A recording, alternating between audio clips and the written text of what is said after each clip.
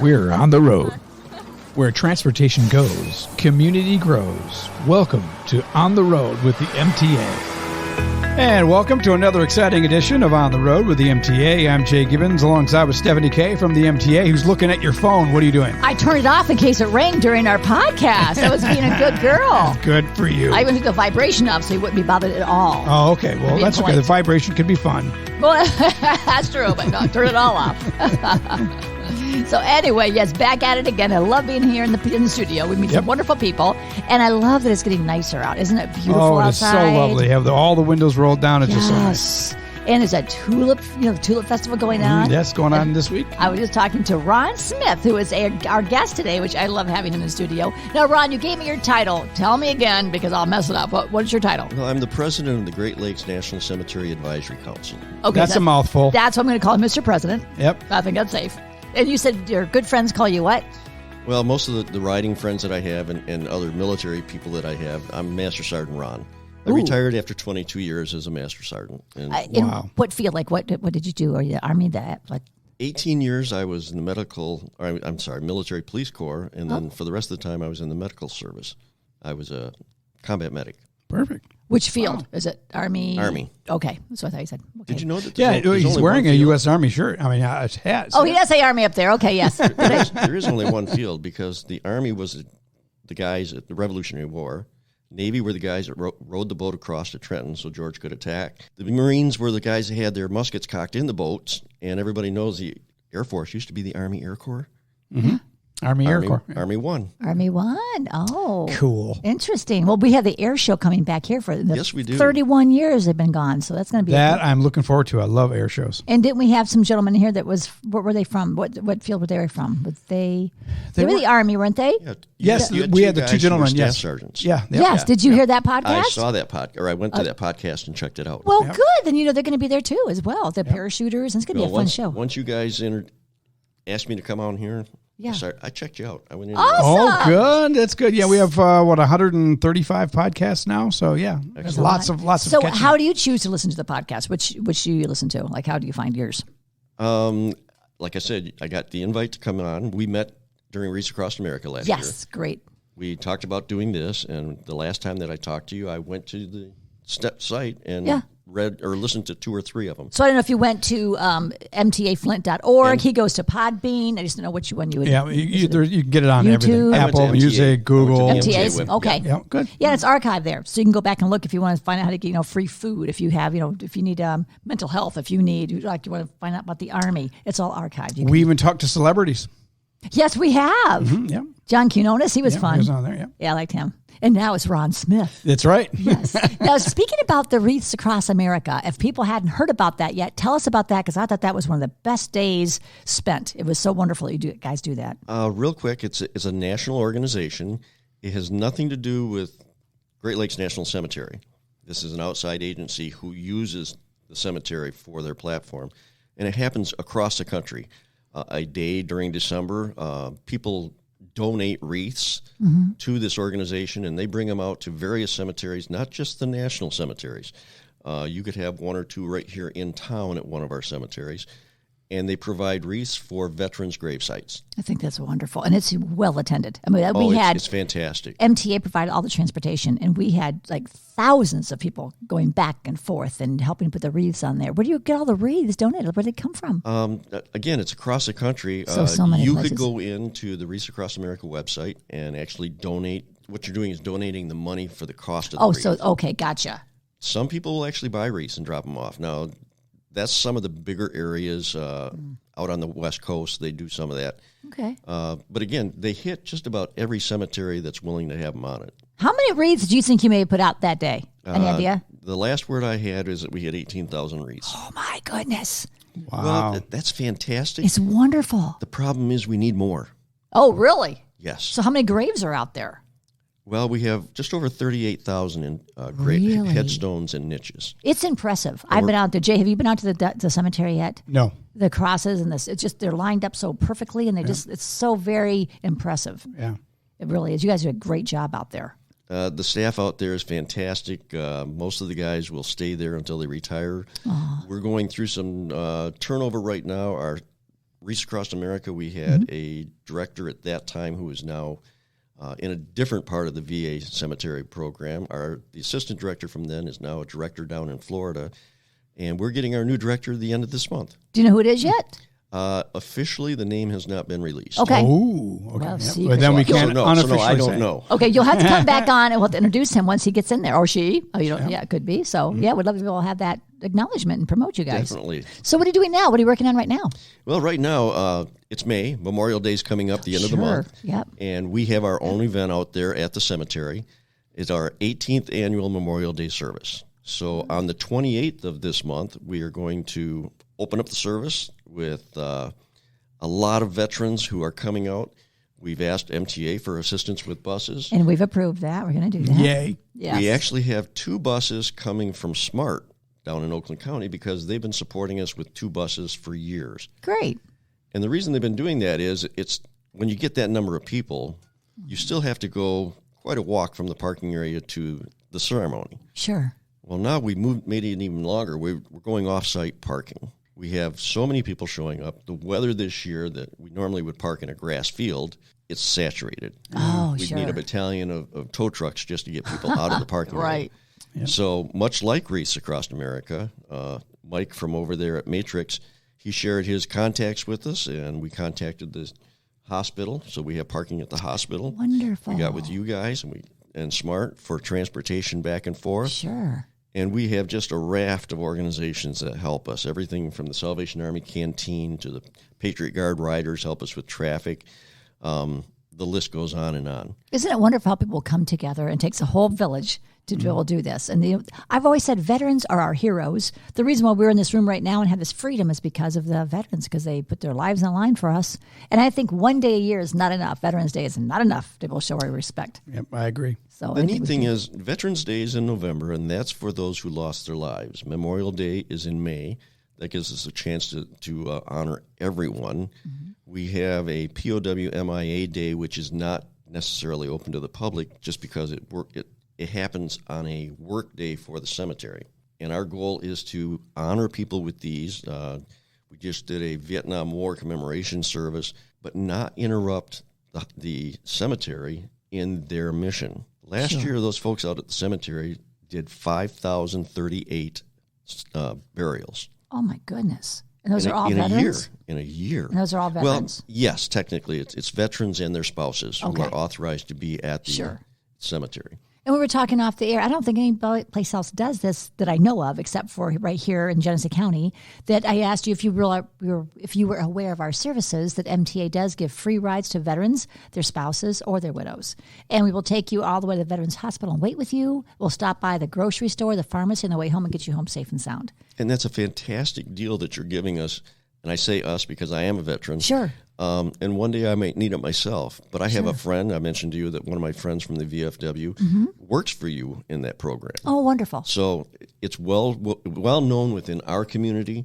It's kind of in a way it's sad, in a way it's funny. In the veteran community, we know things like Great Lakes National Cemetery that the general public doesn't generally know, because it's 1% of the population of the United States that serves in the service. Really? Is that all? Yeah, all. you'd think it'd be That's a bigger shame. than that. Yeah, really. And it's been that way for a lot of years. At one time, we had Vietnam. The guys that served during that time period, they got kind of the dirty end of the stick. They did. And it still affects a lot of them. Sure. Agent Orange and all that stuff. Well, then here comes Desert Storm. I went to Saudi Arabia. The public supported the troops. Sure. And that's still carrying on today. The public is still supporting the troops like they haven't in a long time. Well, good. They should had. I can't imagine what they had to go through, what they had to see. I know my uncle came back a changed man. You know, he didn't want to talk about things afterwards, and he became almost, I'd say, schizophrenic. He was caused a divorce because he was just he'd been through so much. He was in Vietnam. My dad was in Korea, and we did not talk. I have a twin brother and a younger brother. We all served in the service. We did not talk to our dad about his service because he didn't want to. Right. But after we started joining, then he started sharing little things. And it was really interesting to find out what he did in Korea, what his job was. My brother and I kid around because Dad got drafted, went to Korea, had to come home for our birth. Oh. we have a picture of my mom and dad down at Fort Custer. Fort Custer used to be a full-fledged military base. Oh, okay. Took in a lot of acres. And the picture is that the two of them down there as he's going into the service, and we kid about the fact that we were there. Oh, that's right. They didn't know it yet, but we were there. You were there. You're present. Yep. Are you twins? Yes. Okay, I was going to say, if you're there together, that'd have to be twins in that case. He's 5 minutes older than I am. Is your father still alive? No, he passed away a year ago. Oh, just I'm over a year sorry. ago. Oh, He was that's 91. He had a fantastic life. Set a great example for us, and hopefully we'll be able to make his standards. I think you will. I think you'd be very, very proud. That's good for you. Did he know about the services that MTA offered him? Did he have free rides? Anything health and wellness? No, he did not, because he had You guys. 3 kids. Yeah. Okay. There you go. Well, good. But like Mr. Benning said today, like you said, you don't need it. Today you might be driving, but tomorrow you might be riding. And so it's always nice to know it's there for you. Definitely. And yeah, you can share the word with others that it's there for them as well. And during the pandemic, we gave everybody free rides. It didn't matter who you were. We want to make sure they got their shots, they got their grocery store, they got the doctor's offices. Mr. Benning, our CEO, was very thoughtful that way. And it was everybody had it for free. Yep. I was proud about that. I know. So anything else you have going on? Well, Memorial Day is going to be our big thing, just because it's the first time that we've used off-site parking. We're reaching out to everybody just about every way we can. We have people who have been to 17 of these events. Wow. This is the 18th one, and we're changing it on them. Instead of coming to the cemetery for parking, they're going to go to Genesis Ascension. Okay. And be bussed in. It gets confusing because we're going to have people driving their cars in, and we welcome them because you don't have enough room for everybody to drive their cars. Our thing is we have people who are coming in to visit their loved ones. They come in on Sunday. Every Sunday, they're out at the cemetery and visiting their loved ones, and now they show up, and we're not going to let them in. We're going to make them go down there and get parking. Uh-oh. So if someone is coming out to visit a loved one, we welcome them to come on in. That's good to know. The traffic pattern and the parking might be a little bit different, but we'll help them through all that. If they're coming out for the event, and we hope everybody does, parking at the hospital starts at 10 o'clock. Good to know. And come on out. And we'll get you back to your car at the end of the service. And what is the times on that? Like, what's somebody plan on? The service actually starts at 1 o'clock. Okay. And it typically runs an hour. It may not look like it, but that's an hour's worth of service. Wow. That's this year's. That's a lot. You fit a lot in an hour's time. Yeah, that's this year's agenda or program. It's being printed right now. We start the parking in the buses at 10 o'clock in the morning. Okay. Because we're going to move easily 1,000 people. Wow. Down to the cemetery for this. So we'll be in continuous rotation with the buses. We'll do our hour service, and at the end, everybody will jump on the buses to head back out to the parking area. Are there other activities going around at the same time around this? Not at our cemetery, no. Okay. The national cemeteries are a little bit different than general cemeteries. It's restricted burial because you have to be a veteran or a spouse. Okay. And we have events, but they're not always public because the cemetery is busy every day of the week. When you're doing 5,000 burials in a year, most people think, okay, 365 days, that's still a pretty good average. Yeah. They're not open on weekends. They're not open on federal holidays, sometimes maybe 4 hours on a federal holiday. But you said people come out on Sundays to see their loved ones. If they're not open. It's open, yep. Okay. You can come out to the cemetery to visit your loved ones at any time. But there's just nobody working on the premises. But there's no... Okay. Right. Okay. So they actually did 5,000 plus burials in about 285 days. Wow. Ooh, that's a lot of work. Yeah, it is. Sure is. So and the construction that's going on out there right now will enable them to do more as it is needed. Our cemetery has been one of the fastest growing cemeteries in the system. It opened up in 2005 with the first burial in, I think it was October of 2005. And now we have over 59,000 people interned there. We will hit 60,000 this year. I was going to ask you about that. Are you running out of space in which to bury them? Or do you have more room? If you go out to the cemetery right now, you're going to see construction everywhere. And what are they doing? What are they constructing? They're placing more in-ground vaults. When this phase is done, I think we have another 1,500 vaults in the ground. Wow. They've built a new columbarium for us, which is for cremains.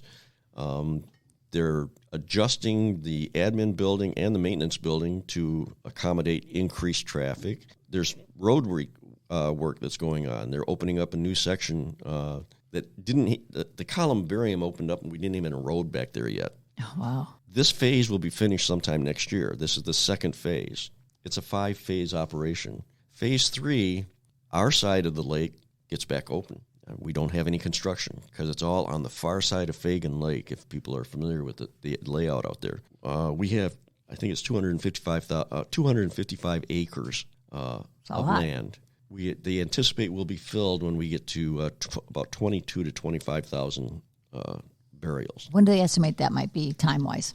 Like in 2025? Like any idea? 15, 20, 30 years. Okay. Wow. So you still have time. In our lifetime. So, and the inside track is that when that comes up, it'll probably boost up to about 300,000 before they consider it closed. What do you think is the most interesting bit of history behind the cemetery? I know you said you're full of it. Like, what's some of the most interesting things you think about the history? Well, you mentioned it. The headstones being in such great alignment. A VA National Cemetery meets the same standards as Arlington. Really? They go through a couple of inspections every year where the main purpose for the inspection is to check the alignment of the headstones. And another fact, on the back of them, you have the name of the spouse, so they'll know where they're going to be buried. Right. That's one thing that's different about us, too. Each headstone actually represents 2 people because they're buried one on top of the other. Yeah. Oh, okay. Yeah, so whichever, and there's a front, and our headstones have a front and a back to them. On the back of the headstone is the number of the section and the site. Now, if a veteran dies before his or her spouse, their name goes on the front of the headstone, and they're laid to rest. When the spouse dies, they're laid to rest in the same plot on the top vault. It's a double vault. Okay. The headstone is pulled out of the ground. The spouse's information is put on the back of the headstone and then put back in. Now, if the spouse dies first, her information, I keep doing it, their information. There you go. Because we have a lot of lady vets out there. Absolutely. Their information goes on the front, and when the veteran dies, the headstone is taken out, destroyed. Really? And a new one is engraved with the veteran's information on the front and the spouse on the back. Wow. It seems like that's a little wasteful to be destroyed, but I guess you have to have the respect to have a new one. If you put the spouse's name on the back side where it would go, right, it wouldn't be facing out. Yeah. It wouldn't be facing. Are they expensive to have those made? Because they look so nice. Oh, it is fantastic. If a veteran dies, they go to the funeral home, family goes to the funeral home. They say they want them buried at any national cemetery, but for us, it's Great Lakes. The cemetery gets on the horn to Indianapolis. They say, I've got a veteran. He's got a 214, meets all the requirements, and Indianapolis calls the Great Lakes National Cemetery and says, you're going to have a burial on this day and this plot, this number. The vault is already in the ground. That's what a lot of our construction right now is pre-positioning those in-ground vaults. Cemetery greets you at the shelter. The body is taken out and put into the burial plot. And the only cost to the veteran is whatever the funeral home's charging them. Really? There's no cost for the vault. There's no Who cost for the pays service. all that? We do. Yeah, taxpayers. Should be, Okay. yeah. Which Good. I have no issue with that at all. Absolutely. No. Now, I have a question for you. Some people would prefer to be cremated. Yep. And so can you just put their remains, or just still keep their name on the... Well, there's a couple options actually for cremains. We have a columbarium is a wall with niches for cremains. And we have right now, I think we have 4 columbariums, and we just picked up a 5th. And they can be buried in the ground. And when you drive through the cemetery, if you're observant, you can tell where they are. How's that? Well, a normal grave, everybody, the 6 foot between headstones and all that. Sure. You'll see sections where that's exactly what it is, 6 to 8 feet between headstones. And then you'll see sections that's about 4 feet between headstones. Oh, okay. Now, when I'm out there and we have Boy Scouts and Girl Scouts and kids running around, I'll ask them, do you know why that is? And you got to get their attention, and they'll say, no, why? And I'll say, short people. But actually, it's so that they can put the cremains there. Sure. And it's, again, we have whole sections for in-ground cremains. But a lot of people want to take the ashes, maybe spread them over a lake house or something that means something to them, so they can still have their name on there. They're still going to have the recognition, just not their remains there. There's it's a catch-22. The state says that you can't scatter remains. Oh, yeah, I've heard that. It's the, I want to say EPA, but it's the idea of you're spreading contaminants. Sure, I understand that. However, we actually have in one area of the cemetery a scatter ground, so that you can scatter the ashes there, and it's been all set up to receive that sort of stuff. And that's been approved. Mm-hmm. That's nice. Yeah, I didn't know about that until about a year ago. You learn something new every day. Maybe Yep. somebody's going to You learn that sure by do. listening to this podcast. You found out that you cannot scatter your remains. I've heard that people still do it. They just don't tell. Oh, yeah. Put them like in the lake or something. I attended a funeral up at Grayling years and years and years ago, and it was the first command sergeant major for the MP battalion in the state. Oh, important. And he was also artillery, so his goal was he wanted his ashes fired out of the mouth of an 8-inch towed howitzer. That's the way to go. Wow, there you right go. there. Cool. Yep. That's a request. Of course, the state said, no, you can't do that. So we went out to the site for the final salute, and we're watching the gunnery sergeant over there. He's getting them all prepped. Boom, there goes the cannon. Every car alarm in 2 blocks went off. Oh, my goodness, I bet, yeah. Got ready for the second one. Boom, another 3 blocks where the cars went off. When they got ready for the third round, we heard ceasefire barrel check. And so the guy in charge of the detail walked up to the barrel, and he's supposed to make sure it's clear. So he walked up to the end of the tube, threw a handful of ashes in, and said, clear. Oh, Boom. And so there he his goes. ashes were scattered That gave over me Lake goosebumps. Marguerite. Yeah, that's sweet. That's pretty cool. Oh, very cool. Wow. Well, Ron, thank you for taking your valuable time to come in here and educate us on all that's going on with the cemetery. Well, thank you for having me. We really do appreciate it. And again, folks, come on out for Memorial Day. Yeah. Oh, yeah. If you're coming for the event, please go down to the hospital and park, and we'll get you down to the cemetery and back, and we won't disrupt those folks that are coming out to visit their loved ones. Now, I know there's a certain location in the hospital where they're supposed Yes, to park. it's actually, when you go into the cemetery proper, once you get to the parking lots, stay to the right. It's an employee parking lot. It's Lot D. Okay. We'll have a sign out there showing parking for the event, Sure, signs. and some volunteers out there to make sure that you're getting on the buses. That's a great way to do it, too. And the MTA is more than happy and honored to be able to help transport people back and forth. So we're glad to work with you. We're probably going to try to expand with you because Veterans Day isn't as big a problem as Memorial Day because Veterans Day falls on any day of the week, whatever the 11th is. Right. So therefore, some people are working. The cemetery is not going to be open on that day. We're still managing to not disrupt their business. Oh, of course. So it's normally a smaller turnout. Well, we'll work with you. Just give me a call. The special Super. transportation, and I will definitely help you out with that. Fantastic. You bet. Stephanie Sorry. K. from the MTA. She's here to help. That's right. Always. It's our pleasure. She's a phone call away. That's right. Thank you for that, Jay. And you can listen to us every week and tell us how they can listen to us. They can listen to us in any place where you can get your podcasts. Anything from my Apple iTunes and even Amazon Music, any of them. They're all there. Amazon Music, I can use that one. Didn't think you about sure that can, one. yeah. See, I learned something new today, too. Didn't think about that one. You can even, what Alexa play, blah, blah, blah, MTA Flint podcast or On the Road. with the MTA. Boom, come right up. It's On the Road with the MTA. And That's thank you today for listening. Yep. Thank you, Ron. And please listen every week so you can learn something new about the community, right? Absolutely. Something fun and interesting with Stephanie K. and Jay On the Road with the MTA. You've been listening to On the Road with the MTA. For more information on our services and community outreach, visit us online anytime at www.mtaflint.org. And be sure to follow us on Facebook, Twitter, and YouTube. The MTA, your community, your connection, your way.